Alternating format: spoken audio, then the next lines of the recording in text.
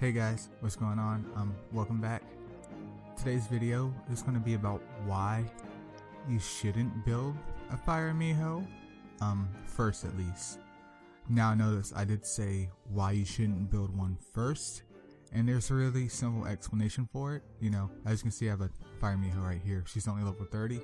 She's actually the last of the 3 that I managed to get so far, you know. But So right now I'll just quickly go through all of their skills, so if you have any questions about Mihos, hopefully it'll answer them. But okay, we'll start with the dark. Hands down, just letting you guys know, the dark one is absolutely the best Miho. The reason being is because not only is she dark type, but I think she might be a defender as well, but she has HP aggression on both skills. So if you build up her HP, she's gonna do, I wouldn't say amazing damage, but she's gonna do some quite good damage. And if you super evolve her, she's gonna get even more HP, which means even more damage from both her HP aggression skills. So hands down, right off the bat, she's just the best Miho in general. But obviously, it's a little bit difficult to get her. They had an event with her a couple months back for Rebirth. Unfortunately, I tried, I just couldn't get one, but I'm definitely going ham next time. The next one is the light one. The light one, she looks cool, but other than that, I can't really give you a use for her because taunt is useless, and attack down is nice, but for a 5-star skill, it's a bit unnecessary considering there's other mons with attack down on their 3-star skill and with equal or higher percentage on it. So light is lackluster, for better words. Okay, grass isn't bad, but it isn't good either.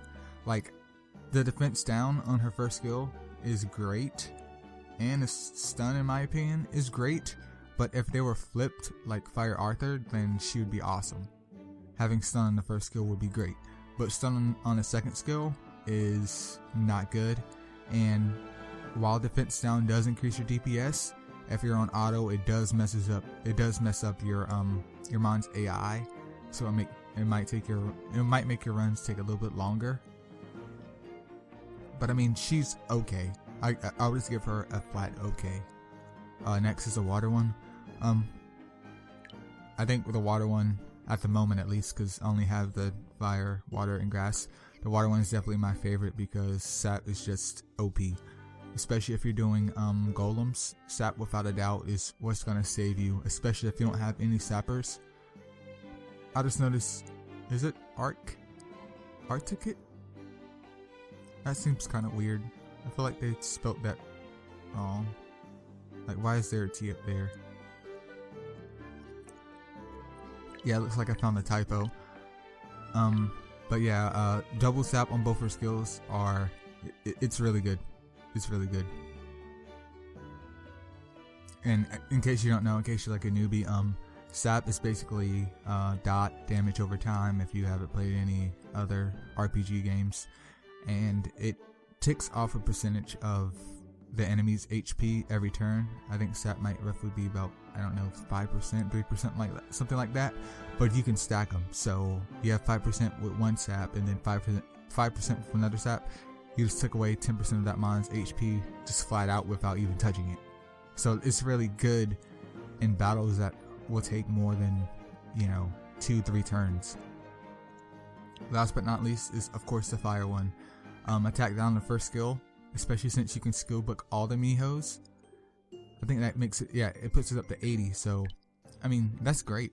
Attack down on the first skill, that's great. But the problem with Fire Miho is attack down and HP siphon in terms of PvE content, and also her being a tank as well doesn't really benefit you after, I would say, midway through normal, even depending on the stage. Which is why, I don't recommend you building a Fire Miho. Well, by building her. I don't recommend getting her to Evo 3 as your first priority. I'm not saying that she's a horrible mon. Just when you're not able to farm B8 and you're not able to get the money that you need to build her or any of the other ones, then yeah, it's definitely an issue, because you're going to be wasting resources on a mon that's gonna tamper off real quick in terms of use until you get a little bit later in the game for like clan versus clan, titans, stuff of that nature. I mean, you could use her in B9, but I wouldn't recommend it.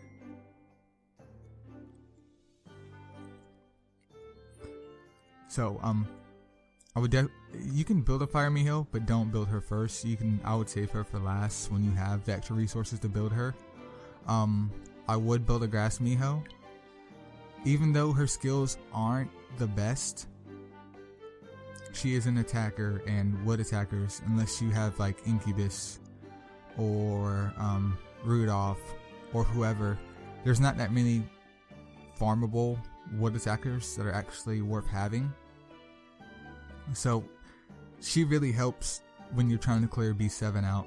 So I would definitely build a Grass Miho just to have as a grass mon for B7 and maybe Titans. But I mean, overall, she's not that great. She's, I would say, average. She's subpar. Her DPS is okay. Yeah, there's not much I can say about her. She's just lackluster, just like the light one. Usable and buildable, but don't expect anything amazing out of her, even when she's skill booked. But in terms of like a tier list or priority list, I would build her. I would make her your second in line. Keep the fire one for last. Build the grass one after you've built the water one.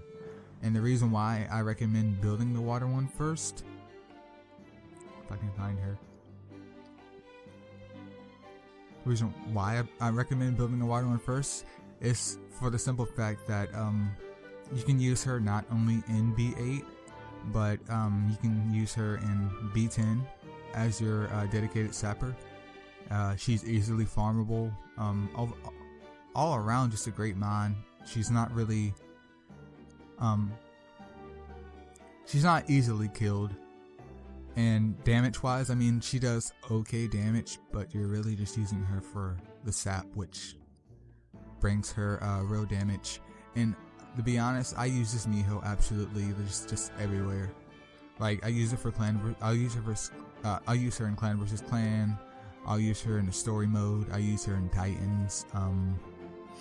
I use her sometimes in PvP as well. I also, do I use her in Dragons? I might have used her in Dragons at one point in time, but now I don't, because I have harder hitting mons. But definitely, when you have limited resources and you can't even farm B8 yet, or you just hit B8, I would say 10 out of 10. Just go for Water Miho, build her to Evo 3, get her geared up, get her level 50, level 60, get her skill bucks and max her skill bucks out, because that increases her sap damage by a lot. And like I said, the reason being is because you can use her in a lot of content, especially in B8, even though, I mean, you really don't need sap for that golem because it's going to die in like a turn or two. But just for future reference, having her, you can use her in B10, and that's going to save you one slot already. If you're using Light Nike, which you probably should unless you pulled an awesome light or dark HP aggressor or defender, then you already have 2 mines out the way. You just need 2 more to have a solid B10 team with, of course, with these decent gems. But I would definitely stress, I can't stress this enough, build your Water Miho first. She won't let you down. She's totally my waifu when it comes to clearing content. The second in line, like I said before, would definitely be the grass. She's not amazing, but I mean, she gets you through what you need to get through.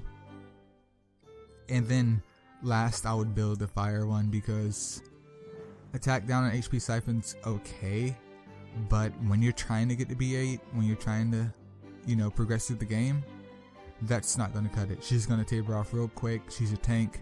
She's not going to contribute any real damage at all, and you're going to be in for a bad time. You're going to be out of gold, out of Mihos, and a little bit discouraged in the game. But if you build a fire one already, that's great.